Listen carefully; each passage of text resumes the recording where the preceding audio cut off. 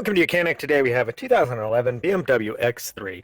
And on this vehicle, I'm going to show you how to remove your central airbag on it in case you need to replace it, or you need to get to this, remove the steering wheel, or anything clock spring related that you need to get behind this. So before you do anything, because you're going to be disconnecting connections that have to deal with the SRS system, your airbag system, the safety restraint system, you disconnect your battery, negative cable, and you make sure that the vehicle has had time to discharge. And then also you can apply the horn to make sure that all of the electronics has been discharged out of your vehicle. So to get this central airbag off, it's fairly simple. So right down here, you're going to see, you're going to be able to feel a little indent. There is no hole personally right now yet, but so if it has been removed before, you'll see a hole because you're actually going to pierce that hole if it's never been. So what you're looking for is literally right at where this angle comes for the bottom of the center of your steering wheel. It's right there. And you feel it with your finger more than anything else, and you can visually see that. So that's the hole that we need to put a screwdriver of sorts, whether it's a flat blade or you can use like a 225 Torx to be able to install inside there. And you just want something with a little bit more of a broad head on it to be able to hit the little tab in there to open and unlock it. Right, so we know where we need to be, which is right. Fill it out. Take our tool.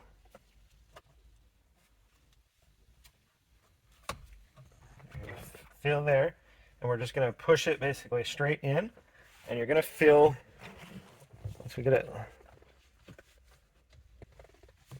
you will feel the resistance of the little spring, and the steering wheel will essentially fall out. So that's just straight in, pull on this side, and then we have to do the same for the other side.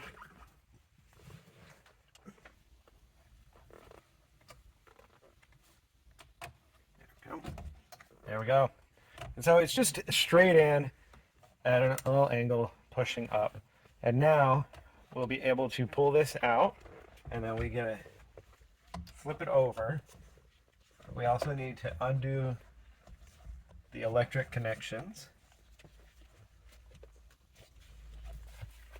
to the, there we go. So this one, this electrical connection here, squeeze that one little tab there, and that will pull away from the clock spring. And so that way you can remove your whole central airbag like that if you're just getting access to be able to remove the steering wheel. Now if also if you were replacing your central airbag because it was deployed, and you would still disconnect it here, and a lot of times you would need to get this new pigtail on your new one that comes, because these melt a lot of times to the airbag themselves. But that being said, we've got this removed, and these are the tabs that lock it on, and we can set this aside, and we set it aside gently and put that on the side. So I'm going to show you what these are, the little metal tabs that you're pressing with your tool. As you come in, there's a little groove, and it's right here is where it's lining in, and that you press, and that presses that little cable over for that to be able to remove like that. So that's how you would remove your central airbag, to then be able to get to the to remove your bolt here for your steering. And with that being done, now we are ready where we can remove the whole steering wheel, whether we're replacing that or need to get to the clock spring behind it if we need to replace that. So we've got to this point, and we do have one connection here that we will need to undo. And one thing too, you want to make sure that you have your steering in central, so straight forward when you undo this, so that when you put it back together, that your clock spring's not off. The clock spring only turns 2.5 revolutions or a little bit more to the right, and the same thing to the left.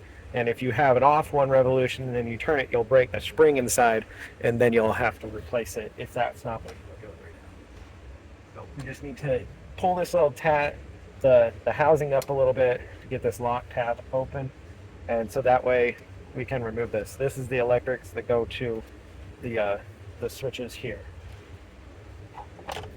And then with that undone, we need to undo this bolt. It's a good option to use a impact on it to be able to get that to come undone. Otherwise, you're going to have some help holding the steering wheel in with your ratchet to get into it. Go ahead and remove that. And then we have a marking here, and this has got a central, like a master spline. It's 2 or 3 splines together so that you can't really put the steering wheel on in the wrong orientation. Otherwise, you can mark it with a marker here so that when you put it back on, you'll line up your marks and be able to put everything back the way it goes. And now we just pull this off and we can set our steering wheel aside, and that gives us the access to everything else for replacement of your clock spring, turn signals, wipers, and whatnot. This clock spring, turn signals, wipers, anything, this is all one unit, so no matter what, you have to replace the whole thing as one piece, just so you know when you get to that stage. So the steering wheel has been removed, and we will go next over the process to remove the clock spring unit itself if you need to. And now we're to this point and where we need to open up this clamshell cover here and just pop it up and open. There we go. We pop the top off, and then the bottom we have some little tabs here that they lock into, but we just pull it down. On this side we have the adjuster for the, like, to be able to raise and lower and pull your telescoping steering wheel out. So we just kind of drop that down, the lever down, and then that way we can let this dangle a little bit down here. It's got a little clip here, and it's got the electrical connection here for where you put your key fob if your battery is dead in the key fob security section there. So we'll just leave that there. So with that, then we have 4 bolts here that we need to undo, and 2 electrical connections right here that come into the clock spring and so forth. So we will keep those electrical connections undone. The tab on the bottom that you press to get the outside one unlocked, and then the other one is you push the tab in the middle, and it's got like one of those little locking tabs that locks up.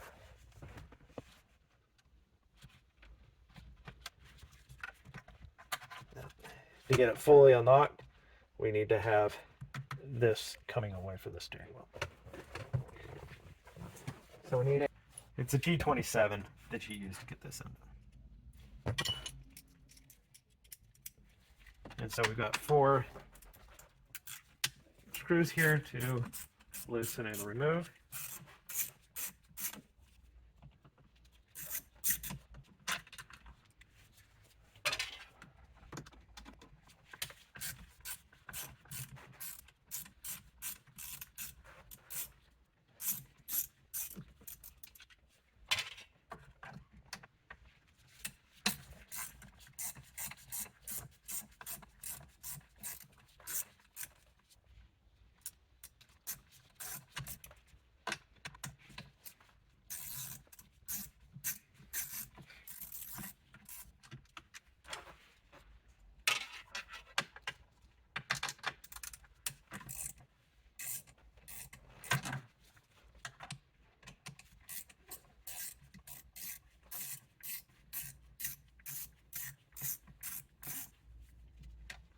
Right, so we have all the 4 screws removed, and now we'll be able to pull this away, and then when we have it pulled away, we'll be able to fully unlock that electrical connector by pressing the tab all the way up, and then being able to pull our whole combination switch, clock spring as all one full unit, and then we buy a new one of these to be able to, and this is the electrical connector that it needs to come all the way up for it to unlock, and then when we put the new clock spring back on, it will go down and then lock itself into place. One thing to note when you're replacing your clock spring, you want to make sure that we keep this in the central location. Now they have made this so you can't spin it unless this little tab is pressed in. And if that tab's pressed in and then you spin it, and if you went a full revolution, you would be off. But that is got a safety mechanism that as long as you don't push that tab, this shouldn't get out of alignment. If it does, and you're off by one revolution, then when you turn the steering wheel to the right and or the left, depending on which way it's off, you will break the clock spring and need to replace it again. So you want to be very careful with that. And we have this other tab here, which is the one that's on there when you, if it's a brand new unit, that you'll need to, that breaks off basically when once it's fully installed. So we take our clock spring unit, being able to push it over the shaft there, and then before we get it fully in there, we want to put the electric connector and then get the inside one locked in. Go ahead and we can connect the outside one there. Then put in our 4 T27 bolts or screws. And to install those,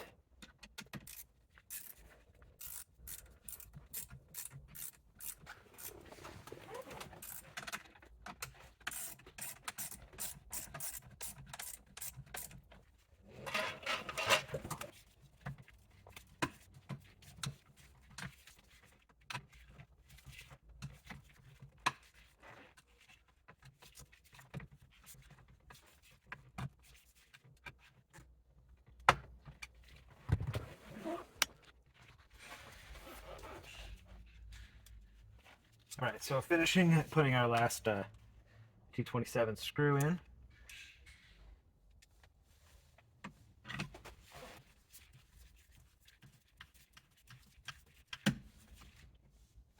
Snugging that up. And now, with that installed, we can go ahead and clamp this back together.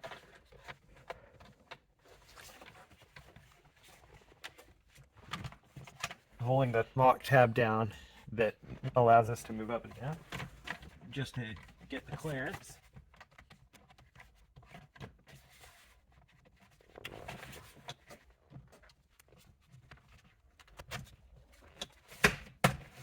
Lining that up, that goes out there, and then being able to line up our clamshell cover here and locking that all together. There we go. Okay, so we're all lined up there. So that's our clock spring combination switches installed. And so with that installed, and this is still in the location, it's pretty proof that you wouldn't get this spun out unless you actually hit that tab. So now we are able to go ahead and we install our steering wheel. Lining up, we have our master spline lined up on the bottom here. See, we wouldn't be able to put it on any other way because the splines won't line up. But the master spline, then install it. We've pressed it in, and then also we have the openings for where the clock spring sits in there.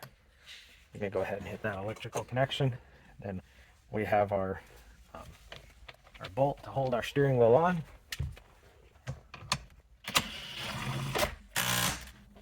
Tighten that on there.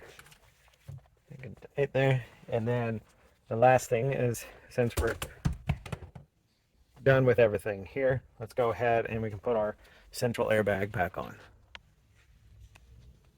Right, so to put our central airbag on, we just as simple as we got to reconnect this electric connection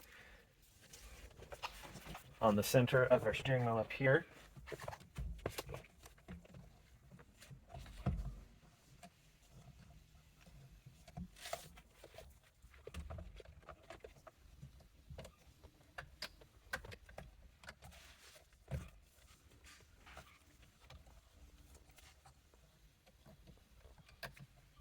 There we go. All right, locked into place. Just bring this over central. Now you're gonna have the little tabs that'll line up, and then we just press, literally just press straight forward. That locks it all back into place. And that would be the replacement of the clock spring, steering wheel, and central airbag on your BMW X3. And then when that's all said and done, you'll be able to hook your electrics back up and be good to go. Thanks for watching. You can be the mechanic.